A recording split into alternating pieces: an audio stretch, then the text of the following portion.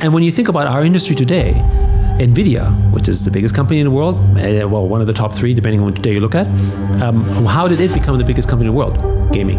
It didn't actually get there because we were GPU mining or afterwards AI. That came much, much later. The foundation of NVIDIA was fast graphic cards. Why? Because I wanted to experience my game, which was for pleasure, joy, and entertainment in a better way, right? And that's why we have curved screens, that's why I have funny keyboards, like the entire ecosystem of gaming hardware, which is what? Virtual entertainment, right? The Ethereum value proposition for much of 21-22 was actually all NFTs. Because the NFT market was exclusively sitting basically on Ethereum for the most part. I actually don't think the conversation is AI here. I think the conversation is around digital identity. We are in Dubai with Crypto Newsy in partnership with Global Blockchain Show, taking place in December here in Dubai. And today I'm with Yat from Animoca that will be speaking there. Yat, welcome to the show. I would love to hear how you first got into the industry. I know this might be a very repetitive question that you get. Give me the fun story. Well, first of all, it's a great pleasure to be here. But yes, my origin story was really through CryptoKitties. It was actually our studio in Vancouver that was involved in building it in a way. And they actually worked with Axiom Zen, which later on basically spun out something called Dapper Labs, where we ended up becoming investors. That was our origin story. And really, I think the fun part about this was that we were basically breeding kitties on chain. And of course, at that point, NFTs and ERC 721 were just like weird sort of terms that people hadn't really heard of.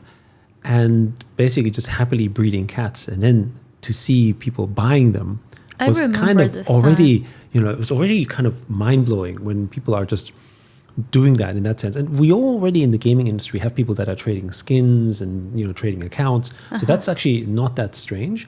But to see it at that pace and speed and velocity and transparency, that was quite fascinating. I think it was like $30 or $40 million of volume of trading, which then broke Ethereum. And I think most famously back then, because Ethereum hadn't scaled that well yet, a lot of people were also complaining and very, very angry at like CryptoKitties because you're messing up my trades. That's wrong. This is not what Ethereum was built for. Blah blah blah blah. Very similar to all the Bitcoin guys who don't like ordinals. It's kind of same thing and same thing, same cycles. But yeah, that was my crypto origin story. I mean, I did, I guess, get my first crypto, I think, through a Doge faucet. Maybe sometime earlier before that, but that was really for fun, and that wasn't serious, right? I think the NFT phase, basically starting with CryptoKitties, then basically with like Sandbox and our investment in Axie Infinity and so on, that was actually much more substantial and much more closer to what we wanted to do because we were a game company, and as a game company, this idea of having true digital ownership with NFTs was actually a really, really sort of pivotal moment for us. Yeah, we had actually Sebastian here this morning from Sandbox. Yes. And one of the questions we covered was, like a lot of people at this moment in time think that, NFTs are dead, the metaverse is gone forever. And we covered... Not according to Mark Zuckerberg. He's still heavily trying to make it work. Yeah. So I guess my question to you would be like, do you think it's just transforming? Because I feel like stuff in this industry sort of like comes back with a different name, but it's the same thing. Yes, absolutely. You think that's what's happening? Absolutely. So first of all, I would say that NFTs back in 21-22 are meme coins today. Many of the constructions of the ideas that we have with NFTs, they're cultural and they're social with some economic value, exactly the same narratives as with meme coins. The only difference is that it's a little bit more economical, actually a lot more economical with meme coins, and maybe a little less cultural, but still has a culture value. Like when you hold a meme coin, there is a cultural, social aspect. It's not just economic capital. It is also a kind of social capital, which is what NFTs represent. But what's also interesting now, as you may have noticed, is in the same way that NFT projects started issuing their own tokens, right, as a way to expand their audiences, actually the meme coins are issuing their own NFTs to basically create a kind of, let's call it, distinction between the audiences. And this is actually, I think, part of the natural way that we look at sort of our human equation when we think about sort of what do we value. We value ultimately cultural, social, and symbolic capital more than economic capital. Economic capital is base. We need that for our basic income, survival, that kind of stuff. But once you reach a certain amount of money, it's not about the money. It's actually about what money can give you. What status does it have? What respect do you have? Do you have love and friendship? Are you actually able to self-actualize? Are you actually able to create your fullest potential? That's what you want to go for. And money is a means to that end, but it is not the end in itself. And I think this is basically what NFTs represent. In the same way that people buy a Birkin bag, or they buy a Rolex watch, or they buy a Lamborghini, they don't do that because of the utility. For instance, people don't buy a Rolex watch to tell the time. There's much cheaper, economical, and frankly, better ways to do that, right? Yeah. And you also don't buy a Lamborghini as a form of transportation, even though that's actually what the utility is. It's all related to status. And I think with meme coins, it's the same. Meme coins are generating a class of people that are generating wealth. Remember, in Web3, most of the wealth is new wealth. And then you want to basically distinguish yourself in that wealth. So what's the difference between someone who has 1 million meme coins and someone who has 2 million meme coins? Some value, but when you go from 2 million meme coins to 3 million meme coins, it's kind of the same thing in the real world. When you call someone a millionaire, he's a millionaire. Is he 2 million, 3 million, 5 million? Doesn't matter. He's a millionaire. That's your label. So how does he distinguish himself? Well, I have a Picasso, or I bought this special violin, or I live in this neighborhood. I'm in Beverly Hills. And these are ways in which you actually determine your social rank and your social status, which is how we generally sort of think of NFTs. So I think they're kind of part of the same pool. And the other thing I would also say when people talk about the metaverse, a lot of people look at the metaverse in the view of what Mark Zuckerberg wanted the metaverse to be, because he renamed the company Meta. And so many people comment about the metaverse with the failing of Facebook's failing, not actually what the metaverse is. And to us, the metaverse is basically what's happening in Web3. People playing Web3 games, people making income, millions of people basically being able to sort of have almost like jobs, virtual employment. Actually, being sort of those who are unbanked have now become banked through crypto. Like that to us is actually what the meaning of the open metaverse really is. It's not actually VR goggles. The VR goggles is only one part of that, but it's actually not the meaning of the metaverse. Do you think it's coming back on a different shape?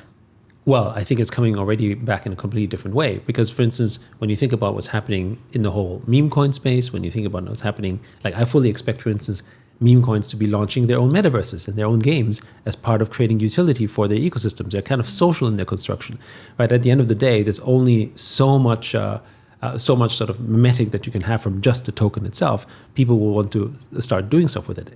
I would argue that even things like Solana and Ethereum, they may have developers building on it, but actually a lot of people who were just holding it ended up basically building stuff on top of it to create different areas of value that are mostly cultural in context. Right? I mean, when NFTs first launched in Ethereum, which was driving a lot of that attention, the Ethereum value proposition for much of 21-22 was actually all NFTs, because the NFT market was exclusively sitting basically on Ethereum for the most part. And with meme coins, because meme coins are generally more sort of transacting on Solana, that's actually where Solana's value is coming from in terms of all the transactional value that's happening there in a similar type of space, right? So it's kind of where that part of the social and cultural capital resides at that moment in time, and I think we can see these dynamics. Okay, so when I mean, just before we close this, when you say that, so the meme coin would then open a world. An example that would come to my mind would be, for example, like the founder of Lil Miquela launching the token Flavia, sort of like creates the conditions for that. And I bet there is more worlds there. I don't know if you had something else in mind when you mentioned this. No, but I mean, I think the fact that, for instance, if you look at some of the more older meme coins, like for instance, whether it's SHIB or Doge, people are now building applications and games. And why did they do that? Oh, yeah. Right? And they're not, so we don't have to talk about the ones that are more recent. They're obviously in, let's call it the birth stage, right? And we don't know where it's going to go. But the ones that are more established, what they have? What they have is they have a community. They have a network that you can now avail yourself to. And that's where the value comes from. The value doesn't come from the price itself. The value comes from the community. And what is a community? The community is the network. And if you have a deep and strong network effect that is very, very solid, then it starts to make sense to start investing in that. And I think this is generally how we look at token ecosystems. And it's actually something that we can now see with the development of meme coins, very similar to NFTs. For instance, say what you will about the price of Bored Apes. It's gone, it's come down from its height, but it's still much higher than its original price, which was only hundreds of dollars, right? It's still, I think floor price is like $30,000 or $40,000 for a Bored Ape. Yeah. That community is worth building on. there is something there. There's an audience that is worth reaching to, and therefore it makes sense for you to own a Bored Ape and to build a business that uses a Bored Ape, because that customer base could be a revenue source for you, right? It's not that different. What do you think of Murad's meme coin supercycle theory? Are you aligned with it? What's your opinion? Well, first of all, I do think, and it kind of also depends who's going to win the election in the US. No, I get it. But I do think that meme coins in and of itself are here to stay. And I do think that there's a more rapid acceleration when you look at, for instance, things that's happening with like AI, for instance.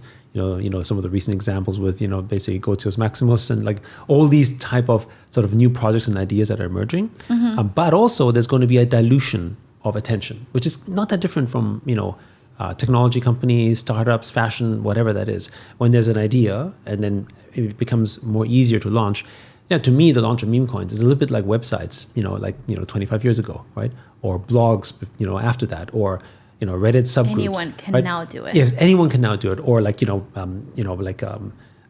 of KOLs, for instance, or the idea of an influencer. There's so many influencers. There's so many now. today, but before there was really only a few, right? And to be one, you had to have certain type of level of quality and followers, and now anyone can do it because the tools are there for you to do it, whether it's on TikTok or Instagram. So this kind of mass amateurization, which has always been a trend, right? This mass amateurization actually opens up the opportunity. That's the good side, but also basically dilutes the attention in the classic sense, which means that you have to find better ways in which you can draw that attention to you. And so new innovations are being built around that. What's interesting though about Web3, which is not the case in Web2, because there was never a way to really do that, the financial ecosystem was really a measure to, was really a derivative output of your attention. So if I had lots of followers, I can maybe sell advertising, or I can be hired by someone to do a promotion. But that's a derivative output. It's not directly related to the attention you generate. But in Web3, they're tied to each other because the price itself becomes the attention. So in other words, if a token does well, right, whether it's your meme coin or project you're supporting, that actually gives you a sense of attention that you wouldn't normally have in Web2. Like for instance, if a game is launched in Web2 and it does $1 billion in sales, nobody cares. I mean, the gamer wouldn't buy the game because it made $1 billion, right? He buys the game because other people say it's fun and it looks like fun and there's a social community. But in Web3, if the token reaches $1 billion, I need to pay attention, right? Right? It's a completely different type of attention, or it's an added dimension of attention. And in the old days of the App Store, I'm not sure if you remember, because they don't do this anymore, and they didn't do it because they didn't like it. We used to have top grossing. So when you were looking at the App Store, and maybe you look very young, so you probably don't remember that. I don't know. Yeah. Tell me about it. But anyway, people would find what applications to download based on how well it did financially. So the top grossing chart, right? And it was part of the leaderboard. If you search some of the old app stores, product hunt or something. It's kind of like a product hunt, except it was just based on your financial performance. In other words, if many people paid for it, then you were ranked up. Oh, okay. Yeah, so it was called top grossing. Okay. That was the definition. And people would discover apps based on top grossing because that was their way to determine, if many people are buying it, then maybe it's successful, right? Or maybe it makes sense. And in retail, we kind of do that as well. If the product does well, then we put it in the front of the store so it can sell more. But also, you as an end user are now given the endorsement by some third party that says, this is a top seller, right? I mean, when you go into a store, whether it's virtual or physical, and you see top seller, what's your first thinking? Oh, it must be good somehow, right? That's the marketing. Whether it is or isn't, you don't know. But with top grossing or with prices in the token, that's actually a real-time validation. And that has now become in the forefront in Web3 and tokenization that didn't really exist before. The industry goes through cycles and narratives, and it's constantly changing. And for some people, it's just playing catch up, and you're constantly on crypto Twitter and like searching and trying to figure out where to look at. And even for the people that have been in the industry for a while, this is still the dynamic. One question would be, will this ever change? And the second that is kind of paired, so I feel like you could answer them alongside, would be, how can retail navigate this without being chronically online? Okay, so first, I don't think this will ever change. Okay. So just as a reality check. And the reason why this won't ever change is because humans are subject to this type of constant change anyway. I think it's part of our nature, right? The only thing is that with, and this isn't related just to Web3. It's the fact that we're online all the time. And so if you look at the finance world, we used to have breaks. On Sundays and weekends, the stock exchange would stop working. We would stop trading at 5 p.m., right? You start at 10 a.m., right? So there was a cycle which wasn't natural. It was just something that someone imposed as a structure to make it easier to administer. And so we thought that was maybe the world order. But actually, when you think of it from a naturalistic sense, we're still growing, we're still doing stuff, we're still active. Things don't stop just because time stops. It doesn't change. But if there's one thing that's constant, it's change. And that's actually always part of our nature. So I don't think we can expect that. It's just much more in our face and much more sort of directed because it happens all the time. And it's also because we live in a capitalist framework, right? So from the perspective of capitalism, actually capitalism is one of its core features is actually volatility, which I think a lot of people don't like because they say, oh, it's going up and down, whatever. But the reality is that when we look at, for instance, just the employment market, if you were to count and draw on a chart the number of people that get fired every week and hired every week, it wouldn't be a straight line. It would be totally choppy, right? Because actually that's what happens. But when you look at a government statistic, it says 2% unemployment, right, for the year. You kind of have in your mind a mental model that is kind of a straight line or it's kind of stable, but it's anything but stable. I mean, just think about how many businesses shut down and open, right? In Hong Kong, for instance, we have thousands of restaurants that close every year and that open every year. So it might seem like there's a similar number of restaurants. I will never go hungry because there's always a restaurant to eat, but it's not always the same restaurant because it keeps cycling out. That's the nature of the volatility, right? So I think there is a general sort of state that was always going to be change. Now, one thing that is why AI agents become helpful is that they become filters in where we can start translating and understanding the world around us. Because before, we would have only single news sources, like a newspaper or radio or maybe TV, and so we could process that. But now we need people to advise us. In this case, AI can process that. Information used to be organized like in things like Google. I would go to Google, I would search something. It would give you the information in a way that you can process, but you still have to come to your own determination. Now, basically, AI will just help filter that for you and then basically output that for you. But I'm afraid to say that change will be ever constant and will be more rapid. Looking at analytics and data is always like exciting to me because I like seeing how having like full view of what's going on. And I had Alex here earlier also from Nansen. And one thing I discussed with him, because he was telling me like how you can track like how the meme coins are performing, who has the best score in terms of investment. So I thought all of this stuff was really fascinating. One thing I mentioned to him that he should add to Nansen was the ability to understand where the traction came from, even if it's something silly.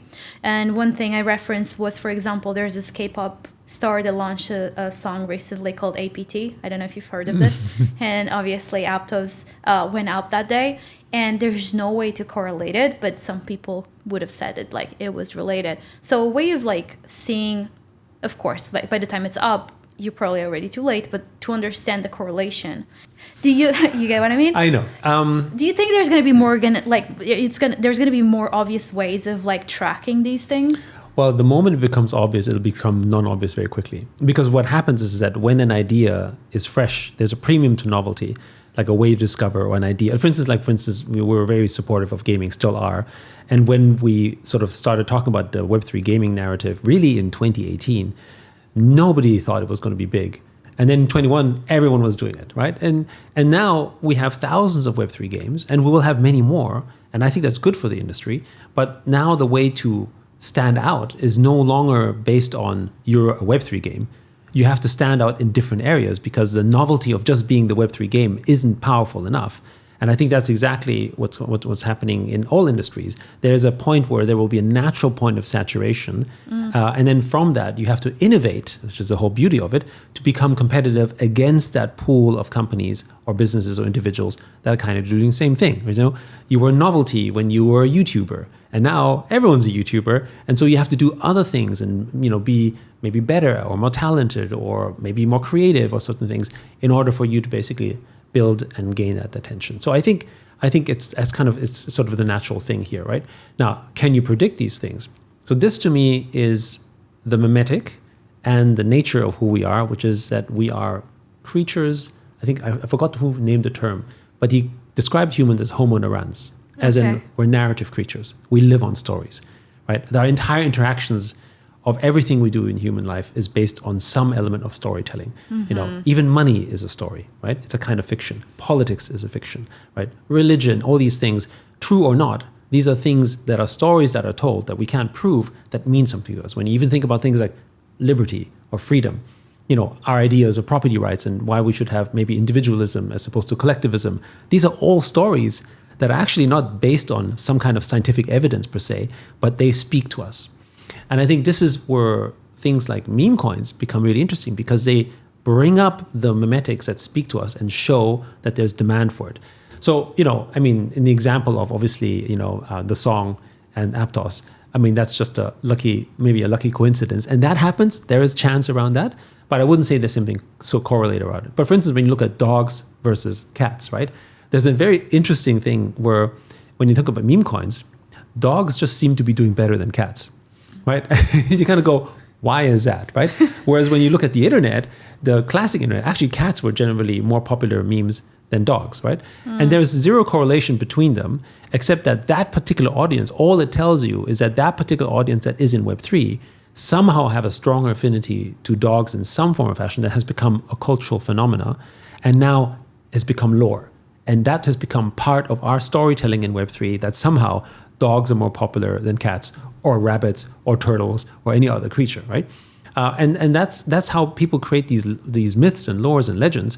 And now they just become part of even if we know it's a joke, it becomes part of our narrative when we start, you know, joking about dogs with hat or dogs with this or whatever. It's part of that cultural construction. And we do this, by the way, in the physical world as well. And these memes are things that are based on the cultural moment of our time. So if I look at, for instance, you know, our generation, I'm a little older, you know, our memes were superheroes, for instance, right? I mean, superheroes were the memes, you know, like there was Superman and Spider-Man, and those are sort of heroes of the time, and those were the pop culture items that mattered. If I had asked, and if I told my parents that we would be basically worshiping, you know, men and women in tights, right, jumping off the streets and basically having bright colored costumes, they would just think we're crazy, right? There's no correlation for them to be able to identify that because it wasn't part of their story narrative, right? So again, I would say it is very narrative driven, and in that sense, I would say just as we have in with companies and with books and movies and entertainment and culture, which is why we think culture is so important. This is all around culture, is that the ones who tell the best stories and the ones who are able to capture people with those stories are actually naturally the ones who will probably succeed better at this, because that's actually what the phase of we're in, which is a lot of storytelling. And now, like, we have even the AI tokens with code and everything. But let me transition this conversation to AI. Sure. Because I've recently seen that. Have you been following like WorldCoin? Oh, of course. Yes. Yeah. Did you see were you at the last thing? I wasn't at the last thing though. Yeah. But yes. Yeah. But have you heard of it? Of course. Yes. Like, yeah. So the world token. I mean, WorldCoin, I find it's very polarizing. Would you agree? I agree. Especially because you got to scan your iris, and there's a whole sort of quasi-dystopian perspective on this, which we can talk about a bit later. Yes, yeah. And I feel like, because a bit of context. So, for example, my mom would be on the side that is against it. My mom is early Bitcoin maxi stereotype. Yes. You know, and this division, even if they were to, because you know, like they have the mind. They have a strong like willpower, let's put it this way. Even if they were to prevail, what does this mean for the society? Like, is there like a Black Mirror effect here? Because like obviously like not wanting to make AI any dark, because I know like technology is always great and there's always amazing things that come with it, but it unlocks something. Yeah, I actually don't think the conversation is AI here. I think the conversation is around digital identity. Okay. Right. And I think while AI is an element of that, I think digital identity is really at the core of what both WorldCoin and what with Mochaverse in our case or others are trying to solve, which comes down to this question of testing whether you're real or not, and whether you are deserving of something, as in your reputation, and also whether, in the case of Web3 in particular, you could be online and you could not be human, and you have to test that. And so there's an element around, and I think this is what blockchain could be interesting. And I'm not saying that that's what WorldCoin is doing. But for instance, if you want to test whether you're human as a first step of whether we should be building something with you or whether we should trust you, you can actually use this technology to determine whether you're human by scanning your eyes. And there's other protocols like Humanity Protocol, they do the same thing, but you just look at their palm. So it's not as intrusive. You can just look at the palm on your phone and prove that you're human. And then afterwards, it could destroy that data. So it never stores that. But in the case of WorldCoin, that's not quite the same, because it's very impractical for you to basically, retesting your sort of your eyeball, because unless you're walking around with the device all the time just staring into it, right, it's not going to work. So it has to be stored somewhere, and I think this is what most people are fearful, is that, okay, even if it's safely stored, actually could it be abused, could all that kind of stuff. But I think the longer term picture is around how do you build more trust in this type of network economy, because and I think in Web3, we got very, very sort of focused around, the trustless, permissionless nature, which is true. But in so doing, we are, I think, we are conflating anonymity with our need for privacy. So I think most people don't need to be anonymous. They just want to have privacy.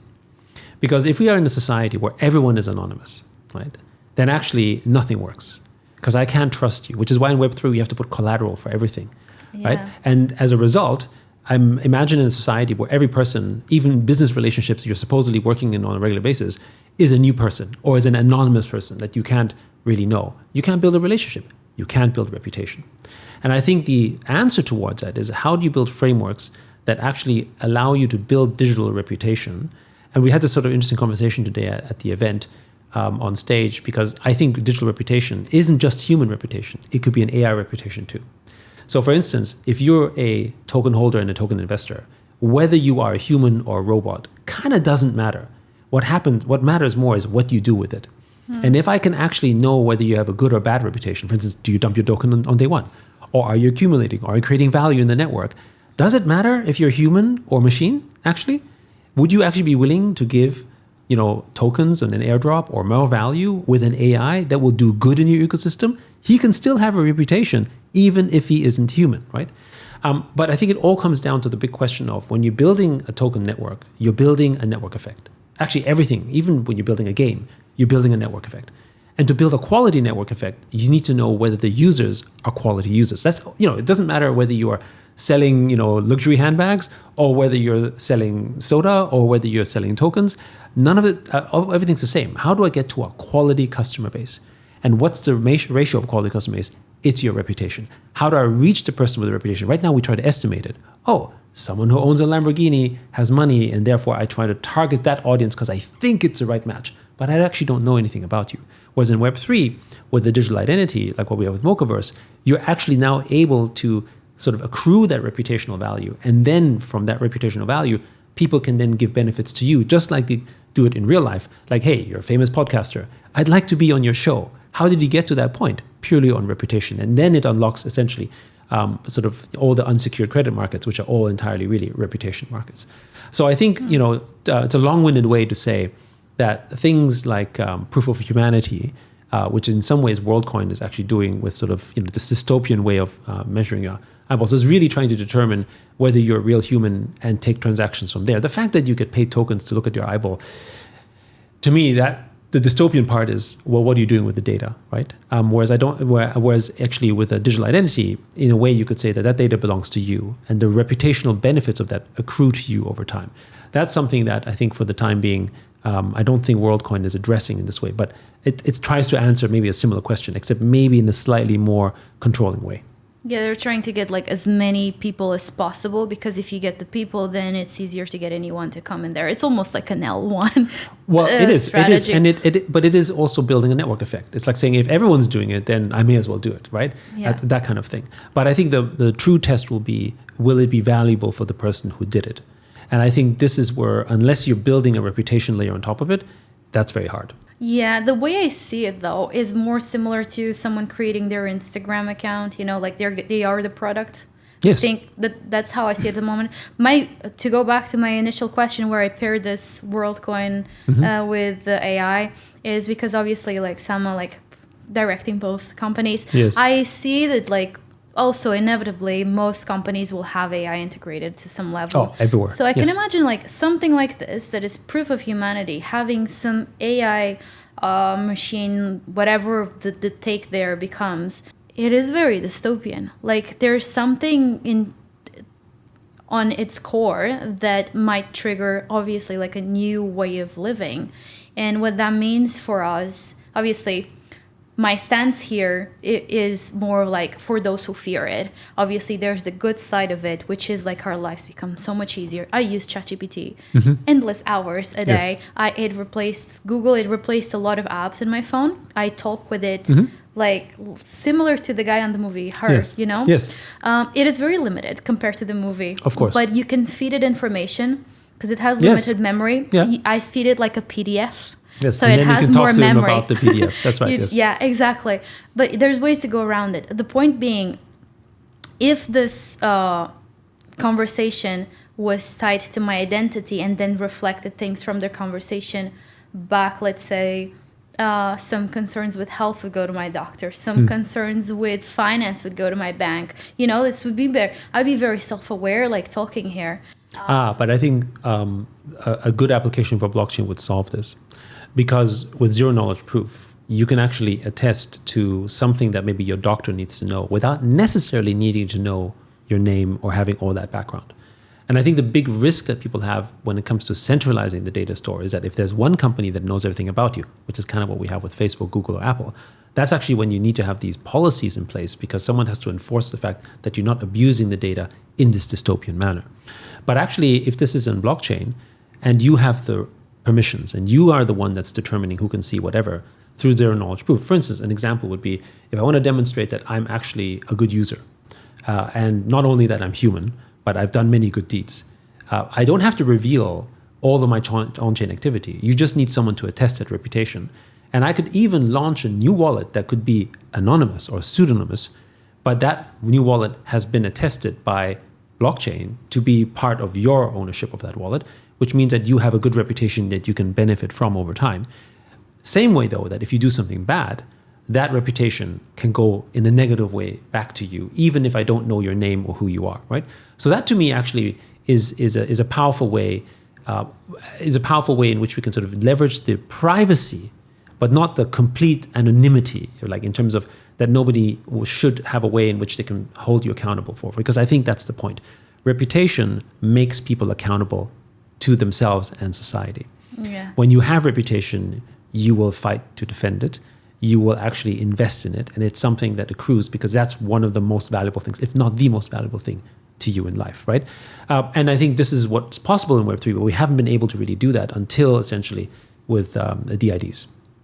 Yeah, I guess the most concerning thing on the setup would be governments, because under different governments, this would play out differently. So sure, but I think at least when you look at laws like GDPR in Europe, I think it solves a lot of problems for them, because GDPR isn't about people having data that they can manage themselves. It's the fact that someone else is managing your data, and inadvertently, because of that, now it's very difficult for a startup to be in a similar space, because the type of legal and compliance work you need to be in is so restrictive that it really only benefits the big companies, because they're the ones who can hire the lawyers and they're the ones who can basically do all this GDPR compliant stuff. But if you actually were going to do this on a ZK knowledge sort of blockchain basis, then actually the user owns the data and he has rights and controls over it, and the platform never has actually all that information. Mm-hmm. What does this mean for, let's now go into gaming. Sure. What does this mean? Like all these new technologies are, I feel like everything is going like really fast. Of course. Because I feel like crypto was going fast, but when AI picked up, it just feels like every update is massive and it's in such a... It'll accelerate even more. Short amount of time. And so like so my brother is a gamer. He lives with my parents. I think That's all he does. I think most young people are gamers, but yes. And like he's still not playing anything in crypto. I keep taking stuff from conferences. Hey, here's like a code for you to play here for free. Yes. Take this thing. What do you think of this game? I've asked for advice. Like, what do you think of this game? He's very skeptical, and it maybe because of the environment. My brother lives in Portugal, and I think nothing against Portugal, but it's saying like if you lived in SF, let's say, like maybe you would be more open-minded to these things. Sure. Also personality. But I do wonder, like, at what point, the day my brother starts playing a crypto game, I will be very, very bullish, because it's gonna be a sign that it has come. He's like the late adopter, I believe. Yes. He plays really weird games. He's not the type that would be like, on the coolest, latest. But I do wonder, like, what will take for this major shift in the gaming. So first, to understand what Web3 gaming is today is to not compare it to Web2 gaming, because the majority of Web3 gaming, the vast majority of Web3 gamers today are not gamers the way that most people think about it. So it's not that, there's about 3.4 billion people that play games today all over the world. That's pretty big, right? But that means there's also roughly 2.8 billion people, which is, almost half of the world's internet, that are not playing games. And it is that 2.8 billion that are actually moving into Web3 games. It is not the 3.4 billion who play games today that are playing Web3 games. And now why is that? That's because the type of gameplay that Web3 games predominantly have today, which is around ownership of assets, and a form of financial value attached to it, and token economies, is a very different type of meta game that traditional gamers are not playing today. Now that's not to say that they're not converging. They are, and I'll get to that.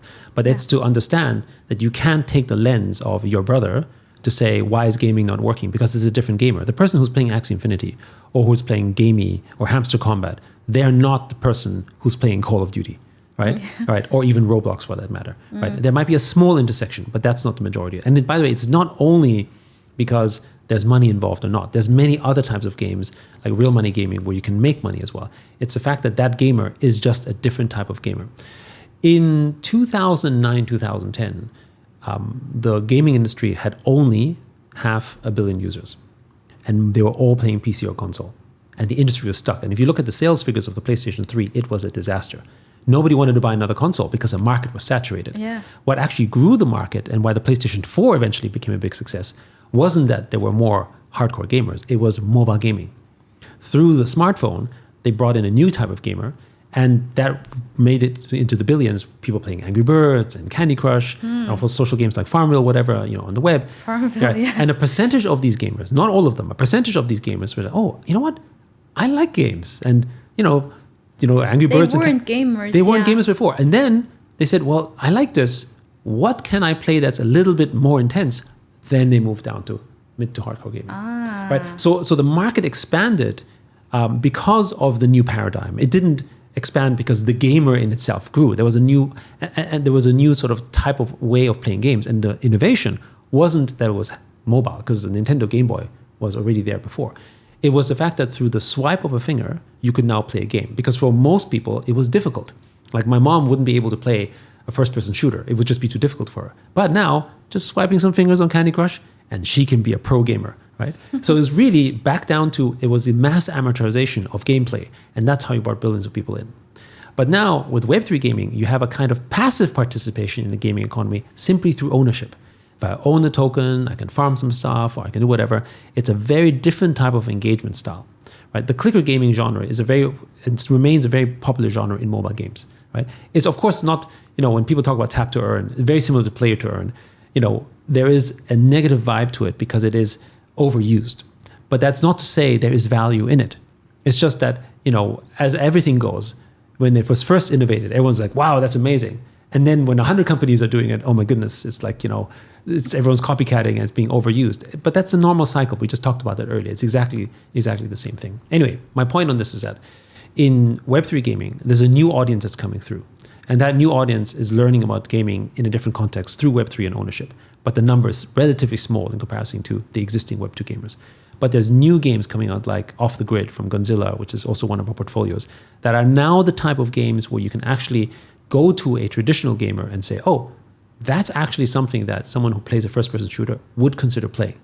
And it takes 3 to 5 years to make a really good game, so that they can compete with those. And we're now getting to that point. So we're very bullish about where it's going to go in the next couple of years, because all these great games that have raised all this money and are building, like the off the grids of the world, like the Gonzillas of the world, they're all coming out and actually being able to sort of release to the market. So I think we're seeing a sort of merging of that, where the traditional gamer is getting into gaming in a very abstracted way. So they don't know that they're really in a wallet.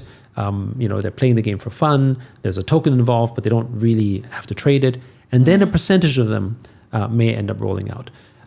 I don't know if you know, but CSGO, for instance, one of the oldest games out there, has a very active skin trading market. Okay. Right? And that's something that is controlled by the company itself. But actually, it's not that every person trades the skins. Most people play the game, and a percentage trades the skins. And we see very similarly that will happen in Web2 as well, that there will be a large number of people that will play Web3 games, but a percentage of them, which could be meaningful, maybe 20, 30%, will also then go into the financial elements, which then gives them a deeper element of engagement and gameplay that they couldn't have had before.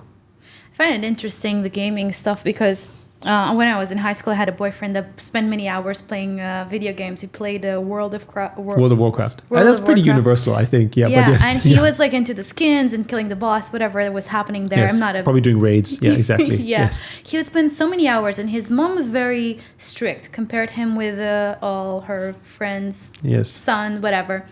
And I just remember when I got into crypto, I made the comparison in my mind that if he was making money playing the game, the comparison would have been that he is the best out of the group. Yes. But because it wasn't leading to anything monetary, it was just a waste of time, and he wasn't studying and so on. So I do wonder, like, if this is gonna change, and for these kids that love playing and really are good at it, like a sport. When you have esports already. But esports isn't the real measure. I would say it's only one element. To me, actually, what gaming does is it enhances and develops skills for you digitally that now you can measure and then can give you an attribution. So I remember it was a very, very, very famous story back in the day where people were looking at guild leaders in World of Warcraft as potential for being managers. Why? Because when you're a guild leader, you have to organize dozens of people from all over the world. And it doesn't matter if he's a CEO or there's a teacher or some little kid, and say, at this time, at 3:00 in this area, we're all going to meet here, and we're going to go attack this beast, and we're going to do a strategy. You're the healer, you're the fighter. That's a lot of coordination. I mean, that's basically event planning and management and time planning and strategic thinking that, frankly, a lot of people don't know how to do. And this is not someone that was trained to do it. It wasn't like the CEO was a guild leader. It was maybe a teacher or maybe even a kid. And these are skills that you can then use in real life. But in gaming, it's stuck in the gaming world, and you can't attest to that outside. But in Web3, through the ownership of things, actually now you can build that reputation and transfer it. So I actually think gaming will become much more valuable in our life, because now we can take these things in Web3 as a form of a badge of success and then apply it as a kind of credit score. Now, I don't mean the credit score has to be purely financial, but for instance, if I was able to prove all my hours of gameplay and what I learned and did in those games, they may appear to be wasteful, but I learned about economic systems. I learned certain skill sets. I actually learned about a lot of logic thinking, like the whole bunch of things that actually come through the gameplay that you wouldn't think of. Like people used to hate Minecraft, and now people love Minecraft because they realize that, with things like redstones and so on, you're actually able to learn a basic form of programming and logic switching and also socializing. Like all these skills actually come to mind. People learn through play. Historically, humans have always learned through play. It's just that our play has evolved, right? This idea that we can only physically play. I mean, it's kind of like saying, well, you should play like we did in the Middle Ages. Why, right? Life has changed, right? And also we often look at things from our lens as well, because maybe our parents did certain types of, let's call it athletic activities, which are still important. But the reason why you do these activities in terms of the form of play are not maybe as important as they are in today's society as they were before. But as parents, we often look at it from the lens of our own experience. So we don't, for instance, understand, certainly my generation of parents wouldn't understand that actually a child who is engaged in Minecraft or in Roblox or in Sandbox, for instance, that it is a creative endeavor and it gives them the imagination to do a lot of things. It's just in their head, as opposed to maybe having a pen and pencil and draw something because maybe they're not a good painter or good with their pencil, but they can still think creatively in that environment, right? It's just that it's a world they don't understand. There's an interesting study that I was looking at Pew where I was giving a talk about this, and 91% of kids play games, which is unsurprising, of course. But then the same survey asked the question, how many people actually engage, or parents engage in video games with their kids? And the answer is, it was like I think it was like 10 or 20%. It was like a very small percentage, meaning parents do not engage with the children in video games. But when it comes to sports, they're all engaged, right? If I'm playing football, or for instance, I remember when I take my kids swimming, which is, I thought, a waste of time really, because I never see them because they're always underwater, right? And also, but you're there and you're participating and you're seeing them swim, or when they go to a sports competition, you watch them play the sports competition. But when they're playing video games, we don't watch them, right? Sitting right, watching, exactly. Yeah. Or participating, engaging with them. And so I think this is part of what creates this divide, because the parents aren't engaged in the same activity, and so it creates more of a generational divide that didn't happen before. But it doesn't mean that it's not actually valuable, useful. And I think with blockchain, you actually end up testing your game performance across multiple games that you can then take on as your reputation. Frankly, I think if you have a certain type of achievements inside games, I think those are life achievements that you can prove to someone that you're good. In gaming worlds, you get kudos if you are one of the best players, or if you can shoot really fast, or do that kind of stuff. Just how we have it in real life. Like if you can hit a great shot in golf, or when you have a great shot in tennis, it's kind of the same thing. It's an interesting comparison, given also nowadays people also live stream. So it's like the parents are not watching, but then they can like show it to the world. Two parts in the gaming ecosystem that I find personally interesting. One would be the gamification of things. So the Duolingos of education, of course, yes. Something that really fascinates me, and I'll tell you why. Because personally, I've learned how to play piano and how to speak fluently Italian because of gamification. And I do think that this is the natural way of self-education. You learn through play. You learn through play and through like really good applications. If you look at Duolingo, the way it's designed, it's the high quality of a gaming application. And till today, like if I just want to do something quick on my phone, I could just go on Duolingo, learn a bit of Chinese, like I was in Singapore, just decided to learn a little bit with no intent of becoming fluent. And I think that this could be a reality. There's another part in gaming. Let's talk about this one first. What are your thoughts here? I think gamification is already everywhere. If you think about, back during, DeFi summer, when everything, in a way, yes, it was finance, but it was a game. Right? And it was playful, and everything was based on food and funny animals, whatever it was, right? Whether it was sushi swap or pancake swap or whatever it was, right? These were all forms of that. Now, it speaks to, I go back to the point about that, we're narrative storytelling creatures. These are things that actually are fun and entertaining, and it's fun and entertainment that drives us forward. Like we don't do things purely for the utility. That's for survival. But once we reach a certain stage, we actually do it because we want to be creative, because that's how we entertain ourselves. We do it for fun things. Back even in the oldest of days, right? Think about just cave paintings and musical instruments, right? When we were sort of prehistoric men and women and doing whatever it is we were doing, once we started reaching a certain level of civilization, we didn't actually invent new machines. We created musical instruments out of bones, for instance, and we created cave paintings. And it wasn't for a pure utility. It was for what? Personal pleasure, for joy, right? And when you think about our industry today, NVIDIA, which is the biggest company in the world, well, one of the top three, depending on which day you look at, how did it become the biggest company in the world? Gaming. It didn't actually get there because we were GPU mining or afterwards AI. That came much, much later. The foundation of NVIDIA was fast graphic cards. Why? Because I wanted to experience my game, which was for pleasure, joy, and entertainment, in a better way, right? And that's why we have curved screens. That's why I have funny keyboards. The entire ecosystem of gaming hardware, which is what? Virtual entertainment, right? So I think that generally speaking, when it comes to this fun and personal joy is actually what drives human desire and innovation. And actually that is a driver for many of the things that we create and develop today, right? And so this is therefore, when you think about the engine of growth, that's what we need to drive for. Because at the end, what do we drive for ultimately? We're not driving just for utility, right? We're actually driving, like for instance, fashion. Like, if we're really only buying clothes for pure utility, we would only be wearing typically one type of clothing, and it would also be wearing the same thing. Yeah, same thing, and it'd be easy to replace and whatever. But no, we buy different things with different colors, with different shapes, or we have tattoos, because ultimately these are all our own self-expressions of our own personalities that give us pleasure and joy.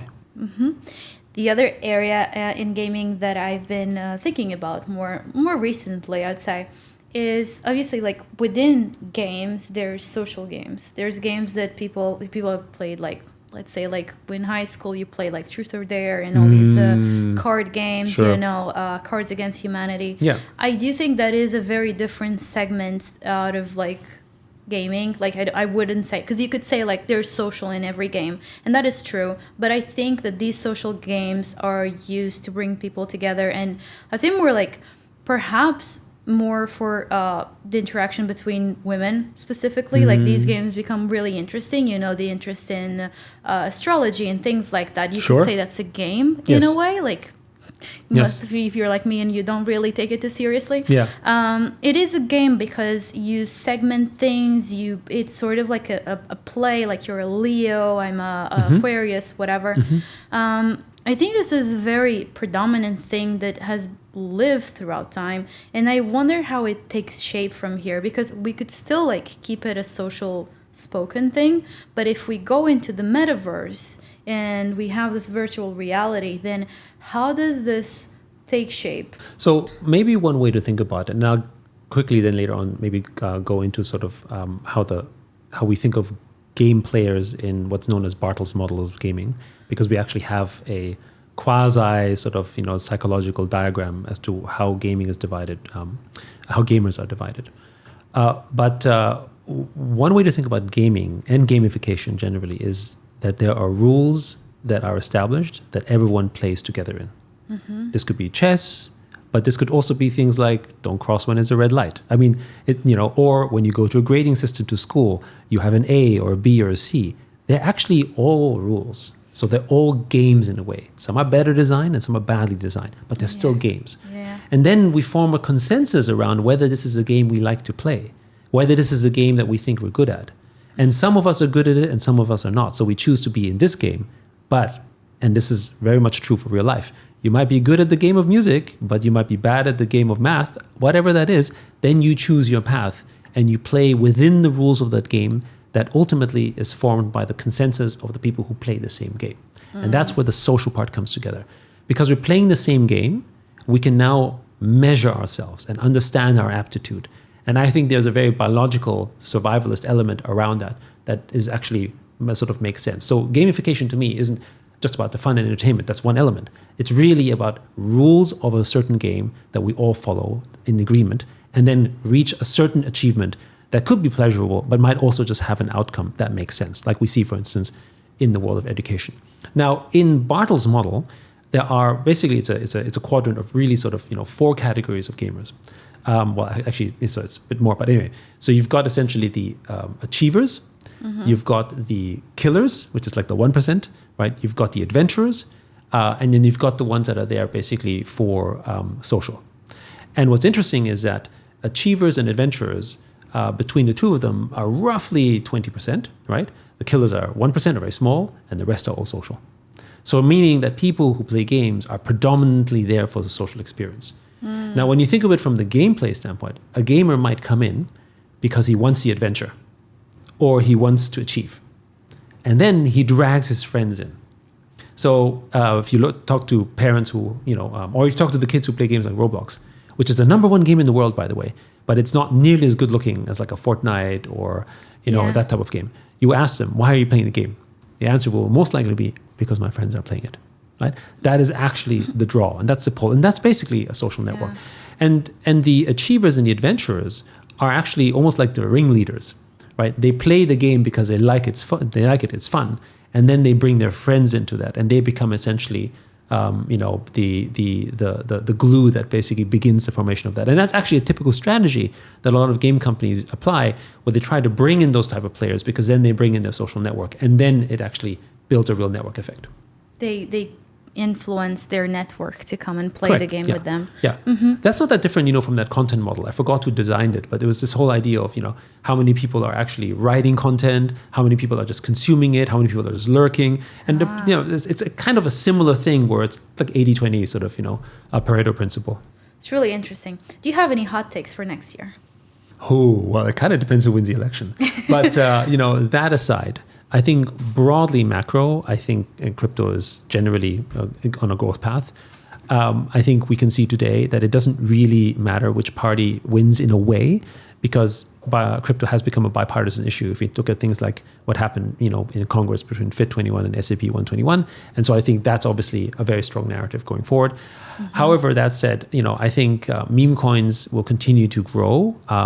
I'm not saying that the value will necessarily grow, but the attention around them will continue to sort of proliferate in the same way that NFTs basically did that in 21-22. And I think NFTs will make a major comeback. Not sure if it's in 25, but very soon, because again, the people who make money and value through essentially the cycle are going to be looking for the type of status and cultural goods that they sort of elevate them and give them a certain kind of status. And that to me is going to be in NFTs.